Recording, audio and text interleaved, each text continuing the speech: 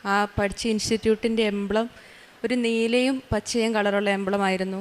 അതുകൊണ്ട് തന്നെ അത് മാതാവിൻ്റെ പ്രസൻസ് അവിടെ എപ്പോഴും ഉണ്ടെന്ന് ഞാൻ വിശ്വസിക്കുന്നു. ഞാൻ ജർമ്മൻ്റെ എക്സാം ആദ്യം 3 മോഡ്യൂള് ബാംഗ്ലൂരും 1 മോഡ്യൂള് കൊച്ചിയിലുമായിരുന്നു എടുത്തിട്ടുണ്ടായിരുന്നത്.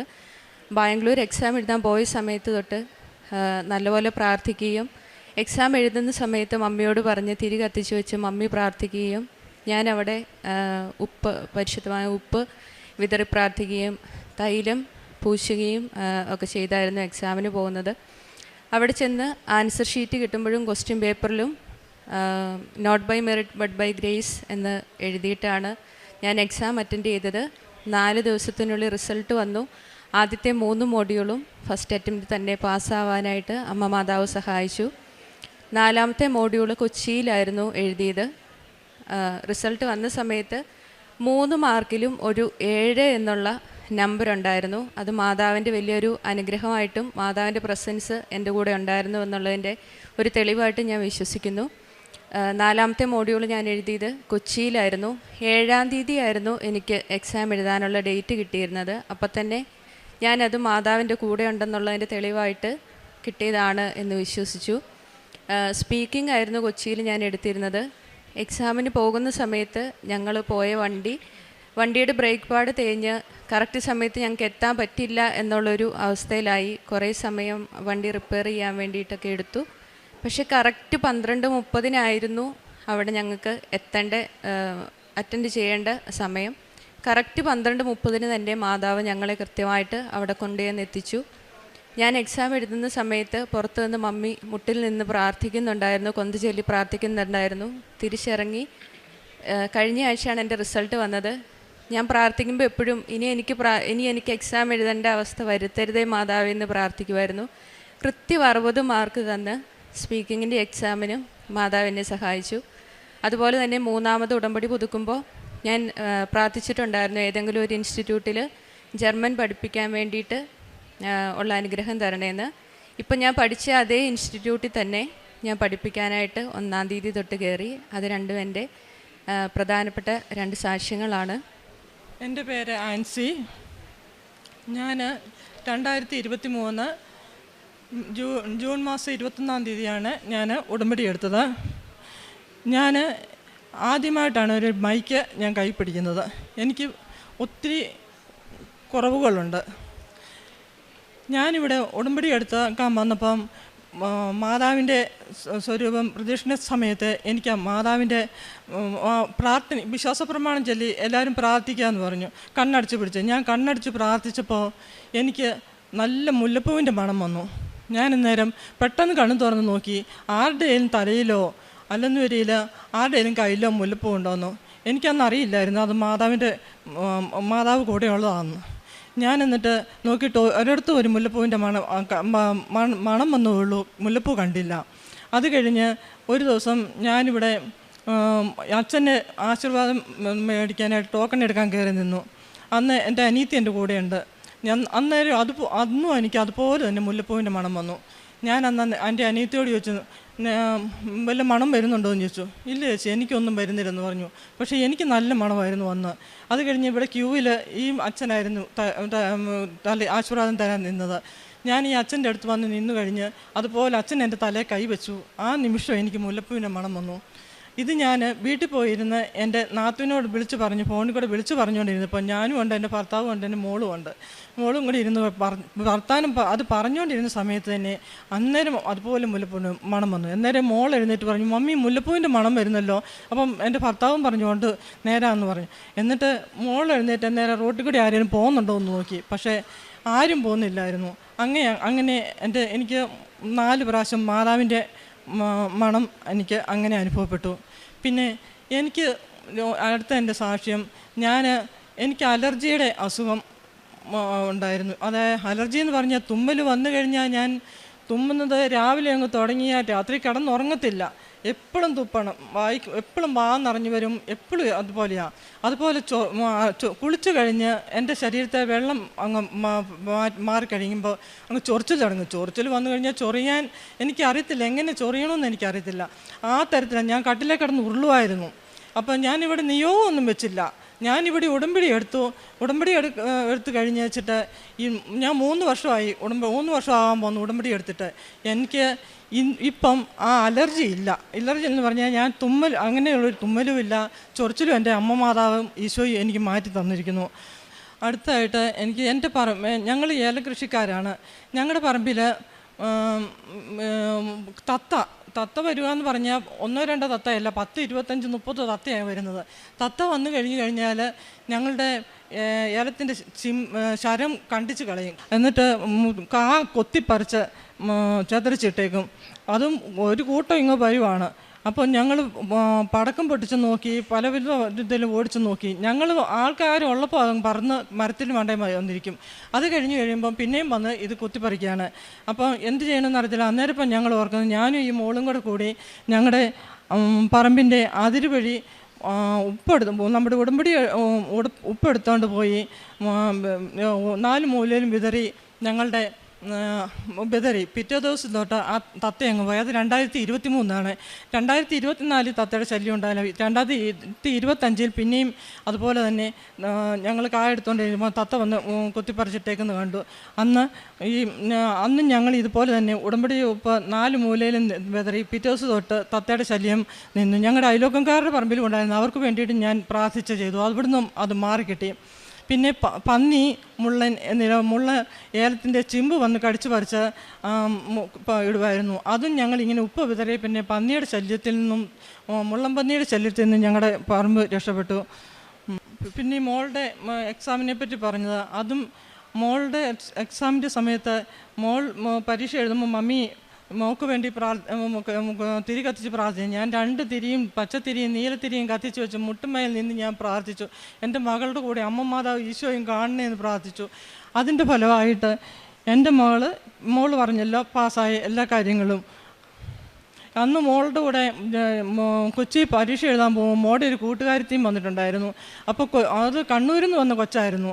ആ കൊച്ചിനെ അപ്പം സമയം കടന്നുപോയി. പെട്ടെന്ന് ഞങ്ങൾ സമയം നോക്കുമ്പോൾ 11 മണി കഴിഞ്ഞു. ഗൂഗിൾ റൂട്ട് മാപ്പ് നോക്കിക്കഴിഞ്ഞപ്പോൾ 1.5 മണിക്കൂറും കൂടെ വേണം അവിടെ കൊച്ചി ചെല്ലണമെന്നൊരു. എങ്ങനെ ചെല്ലുമെന്ന് അറിയത്തില്ല. ഞാൻ ഒരു കയ്യിൽ കൊന്തയും ഒരു കയ്യിൽ എൻ്റെ മാതാവിനെയും വെച്ച്, മാതാവിൻ്റെ കാശുരൂപം വെച്ച്, മനുഷ്യർക്ക് അസാധ്യമായത് ദൈവത്തിന് സാധ്യമാണ് എന്ന് ബൈബിൾ വാക്യം പറഞ്ഞ് പ്രാർത്ഥിച്ച് കൊന്ത ചൊല്ലിപ്പോയി. കൃത്യം പരീക്ഷയ്ക്ക് സമയത്ത് കൃത്യം അവിടെ കയറുന്നത്. അപ്പം ഞാൻ ഓർത്തു, ഈ കൊച്ചു തന്നെയായിരുന്നേ കുഴപ്പമില്ല. കണ്ണൂരിൽ നിന്ന് വന്നൊരു കൊച്ചും കൂടിയുണ്ട്. ആ കൊച്ചിനെ ഇവിടുന്ന് പരീക്ഷ എഴുതാൻ കൊണ്ടുപോയിട്ട് അതിന് എഴുതിക്കാതെ വന്നു കഴിഞ്ഞാൽ എന്നാ ചെയ്യും? ഞാൻ പ്രാർത്ഥിച്ചതിൻ്റെ ഫലമായി കൃത്യം 12:30 സമയത്ത് കൃത്യം ആ വാതൊക്കെ കൊണ്ടുപോയി ഞങ്ങളുടെ വണ്ടി നിൽക്കാൻ അമ്മ മാതാവ് ഈശോ ഞങ്ങളെ അനുഗ്രഹിച്ചു. എൻ്റെ പ്രേക്ഷിത ഞാൻ പത്രം മേടിച്ച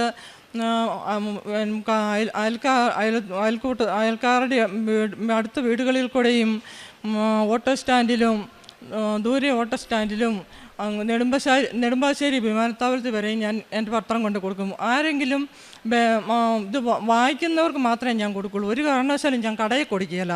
അതിനുവെച്ചാൽ ഒരു ദിവസം ഞങ്ങൾ കടയിൽ നിന്ന് സാധനം മേടിച്ചപ്പം ഈ പത്രത്തിലാണ് പൊതിഞ്ഞിട്ട് തന്നത്. അതുകൊണ്ട് ഞാൻ മോളോടും പറയും, ഒരു കാരണവശാലും പത്രം കട വഴി കൊടുത്തേക്കരുത്. അങ്ങനെ പത്രം എല്ലായിടത്തും കൊടുക്കും. പിന്നെ എൻ്റെ കാരുണ്യപ്രവർത്തികൾ എന്ന് പറഞ്ഞാൽ ഞങ്ങളുടെ ക്യാൻസർ രോഗികളായിട്ടുള്ളവർക്കൊക്കെ എന്നെ ഒത്തിരി അല്ല, എന്നാൽ ഞങ്ങളെ കഴിയുന്ന സഹായങ്ങൾ ഞങ്ങൾ ചെയ്യുന്നുണ്ട്. പിന്നെ ഞങ്ങളുടെ അവിടെ 3-4 വൃദ്ധസദനം, അതായത് പ്രായമായവരും രോഗികളായിട്ടുള്ളവരുണ്ട്.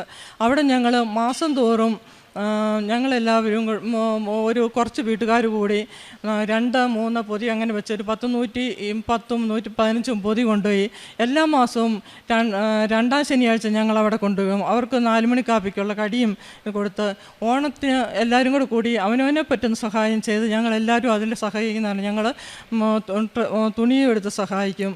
പിന്നെ എന്നോട് ഒത്തിരി മനുഷ്യർ പ്രാർത്ഥന സഹായം ചെയ്യും. അവർക്കെല്ലാം എനിക്ക് ഈ ഉടമ്പടി എടുത്തതിന് പറയാം, ആദ്യമൊന്നും എനിക്ക് അത്ര വലിയ ഞാൻ പ്രാർത്ഥിക്കുന്ന ആളായിരുന്നു, പണ്ട് തൊട്ടേ പ്രാർത്ഥിക്കുന്ന ആളാണ്. പക്ഷേ എനിക്ക് ഈ ഉടമ്പടി എടുത്തോടുകൂടി എനിക്ക് പ്രാർത്ഥന കൂടുകയും ചെയ്തു.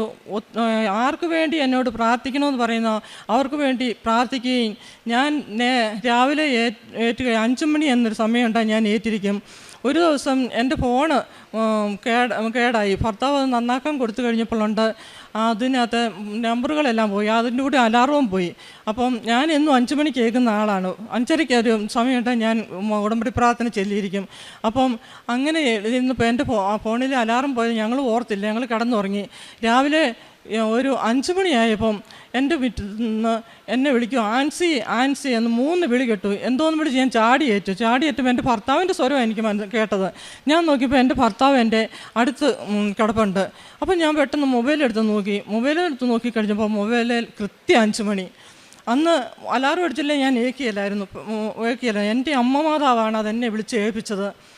ഇത്രയൊക്കെ അനുഗ്രഹം തന്നെ എൻ്റെ ദൈവമാതാവിനും ഈശോയ്ക്കും 100,000 നന്ദി പറഞ്ഞ് ഞാൻ എൻ്റെ സാക്ഷി ഇവിടെ അവസാനിപ്പിക്കുന്നു.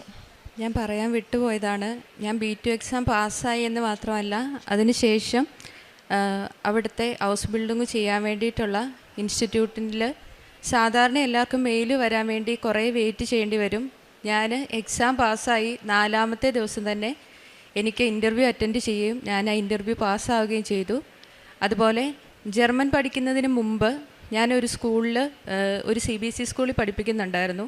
അവിടെ 4 മാസമേ പഠിപ്പിച്ചുള്ളൂ. അവിടെ പഠിപ്പിച്ചുകൊണ്ടിരുന്ന സമയത്ത് നാട്ടിൽ തന്നെ ഏതെങ്കിലും ഒരു നല്ല സ്കൂളിൽ ഒരു ജോലി കിട്ടണം എന്ന് ഞാൻ ആഗ്രഹിച്ചിട്ടുണ്ടായിരുന്നു. അപ്പോൾ ആ CBSE സ്കൂളിലെ സാലറി എനിക്ക് കിട്ടുന്നതിന് മുമ്പ് തന്നെ നാട്ടിലൊരു നല്ല സ്കൂളിൽ ജോലി കിട്ടണമെന്നായിരുന്നു ഞാൻ ആഗ്രഹിച്ചത്. അതുപോലെ തന്നെ കറക്റ്റ് 5-ാം തീയതി എനിക്ക് വീടിൻ്റെ തൊട്ടടുത്ത്, അതായത് വീട്ടിൽ നിന്ന് ഒരു 10 മിനിറ്റ് ദൂരം മാത്രമുള്ള ഒരു സ്ഥലത്ത് ജോലി കിട്ടുകയും അവിടുത്തെ പിള്ളേർക്ക് നല്ലതുപോലെ എല്ലാം പറഞ്ഞു കൊടുക്കാൻ സഹായിക്കുക, അവർക്ക് നല്ല റിസൾട്ട് ആ വർഷം മാതാവിൻ്റെ സഹായത്തോടെ എല്ലാം ഒത്തുവന്നു. എന്നിട്ട് ഞാൻ അവിടെ ജോയിൻ ചെയ്ത പിറ്റേ ദിവസമാണ് ഞാൻ അതിന് മുമ്പ് പഠിപ്പിച്ചുകൊണ്ടിരുന്ന സ്കൂളിൽ നിന്നുള്ള സാലറി കിട്ടിയത്. അതും മാതാവിൻ്റെ വലിയൊരു അനുഗ്രഹമായിട്ട് നമ്മുടെ മൈൻഡ് വോയിസ്, നമ്മൾ എന്താണോ മനസ്സിലാഗ്രഹിക്കുന്നത് അതങ്ങനെ തന്നെ മാതാവ് കേൾക്കുന്നുണ്ട് എന്നുള്ളതിന് വലിയൊരു തെളിവാണത്. പ്രേക്ഷിത പ്രവർത്തനങ്ങൾ മമ്മി പറഞ്ഞ പോലെ തന്നെ അനാഥാലയത്തിൽ പോവുകയും പറ്റുന്ന പോലെയുള്ള സഹായം മറ്റുള്ളവർക്ക് ചെറിയ തോതിലൊക്കെ പൈസ കൊടുത്ത് സഹായിക്കുകയൊക്കെ ചെയ്യാറുണ്ട്. ഉടമ്പടി എടുക്കുന്നതിന് മുമ്പ് മമ്മി ആദ്യം ഉടമ്പടി എടുത്തു. മമ്മിയുടെ ഉടമ്പടിയിൽ ഞാൻ പ്രാർത്ഥിക്കുന്നുണ്ട്. എന്തെങ്കിലുമൊക്കെ ആവശ്യം വന്നാൽ സാധാരണ പോലെ പ്രാർത്ഥിക്കും. പിന്നെ കുറേ പരാതി പറയും, കരയും, അങ്ങനെയൊക്കെ ആയിരുന്നു അത്രയും നാൾ. ഉടമ്പടി എടുത്തതിന് ശേഷം കുറേ വ്യത്യാസം വന്നു. ആദ്യമൊക്കെ ഞാൻ ഉടമ്പടിയിൽ നല്ല ഉഴപ്പായിരുന്നു. എന്നാലും ഞാൻ പ്രാർത്ഥിച്ച കാര്യങ്ങളൊക്കെ മാതാവ് എനിക്ക് നടത്തി തന്നു. അപ്പോൾ എനിക്ക് തോന്നി ഞാൻ കാണിക്കുന്നത് നന്ദികേടാണ്, ഇങ്ങനെ ആയാൽ പോരാ എന്ന് തോന്നി. അതിനുശേഷം ഇപ്പോൾ കൃത്യമായിട്ട് ഞാൻ കാര്യങ്ങളെല്ലാം ചെയ്യാനായിട്ട് ശ്രമിക്കാറുണ്ട്, എല്ലാം ചെയ്യാൻ പറ്റുന്നുമുണ്ട്. കൃത്യമായിട്ട് എന്നും പള്ളിയിൽ പോകാനും നോമ്പെടുക്കാനും അങ്ങനെയുള്ള എല്ലാം ചെയ്യാൻ പറ്റുന്നുണ്ട്. ഈ അനുഗ്രഹങ്ങളെല്ലാം ചെയ്തു തന്ന മാതാവിനും ഈശോയ്ക്കും 1000 നന്ദി പറയുന്നു. ഈശോയ്ക്കും കൃപാസനമ്മ മാതാവിനും ഒരു കോടി നന്ദി.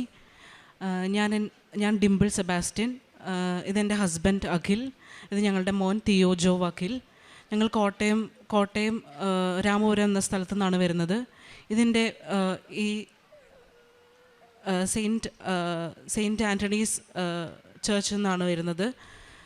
ഇതിൻ്റെ 3ാമത്തെ ഈ അൾത്താരയിൽ, ദിവ്യമായ അൾത്താരയിൽ നിന്നിട്ടുള്ള എൻ്റെ 3ാമത്തെ സാക്ഷിയാണ്. ഇതിന് എൻ്റെ അമ്മയുടെ പ്രത്യക്ഷത്തിൻ്റെ സ്ഥിരം സാക്ഷിയാക്കി ഉയർത്തിന് ഒരുപാട് നന്ദി പറയുന്നു. ഞാൻ 2019 കാലഘട്ടത്തിലാണ് യൂട്യൂബിൽ ഒരു റാൻഡമായി വന്ന ഒരു വീഡിയോ കണ്ടിട്ടാണ് ഞാൻ കൃപാസനത്തിലേക്ക് വരുന്നത്. അന്ന് മുതൽ എനിക്ക് തിരിഞ്ഞു നോക്കേണ്ടി വന്നിട്ടില്ല. ബാക്കി എല്ലാ സ്ഥലത്തും ഞാൻ പോയിട്ട് അനുഗ്രഹം വാങ്ങി തിരിച്ചു പോയിട്ട് ആണെങ്കിൽ കൃപാസനത്തിൽ നിന്ന് എനിക്ക് അമ്മ ഈശോയെ കൂടുതൽ അറിയാനും ഈശോ എന്താണ് പാപം ചെയ്യുമ്പോൾ വടി എടുത്തടിക്കാൻ നിൽക്കുന്ന ഒരാളല്ല എന്ന് മനസ്സിലാക്കി തന്നത് കൃപാസനത്തിലെ എൻ്റെ മാതാവാണ്. അന്ന് ഞാനിവിടെ വരുമ്പോൾ കുറേ അമ്മമാർ, കുറേ ഗർഭിണിയായ അമ്മമാരാണ് നിൽക്കുന്നത്, അത് സാക്ഷ്യം പറയുന്നത്. അപ്പം ഞാൻ അന്ന് ആഗ്രഹിച്ചിട്ടുണ്ട്, എനിക്കും ഞാൻ പ്രാർത്ഥിച്ച് എനിക്ക് ഗിഫ്റ്റായി തരുന്നൊരു ഉണ്ണീനെ എനിക്ക് വിവാഹത്തിന് ശേഷം മതിയെന്ന് ഞാൻ അന്ന് പ്രാർത്ഥിച്ചിരുന്നു. പക്ഷെ അതൊക്കെ മറന്നിരിക്കുകയാണ്. ഞങ്ങളിപ്പോൾ സെറ്റിൽഡ് ആയിരിക്കുന്ന ഖത്തറിലാണ്. അപ്പോൾ ഞാൻ ഉടമ്പടി ജീവിതം നയിച്ചുകൊണ്ട് പോരുന്ന സമയമാണെങ്കിലും അപ്പോൾ ഒരു പോസ് എടുത്തിരുന്നു. കാരണം എനിക്ക് ഉടമ്പടി പ്രവർത്തനങ്ങൾ നന്നായി ചെയ്യാൻ സാധിച്ചിരുന്നില്ല അവിടെ. അതുകൊണ്ടൊന്ന് പോസ്റ്റ് ചെയ്തിരുന്നു. പക്ഷെ പെട്ടെന്ന് എനിക്ക് ഒരു ഫെബ്രുവരി മാസമായപ്പോൾ എനിക്ക് ഉടമ്പടി പുതുക്കാൻ തോന്നി. അങ്ങനെ ഞങ്ങൾ ഓൺലൈൻ ഉടമ്പടി പുതുക്കി.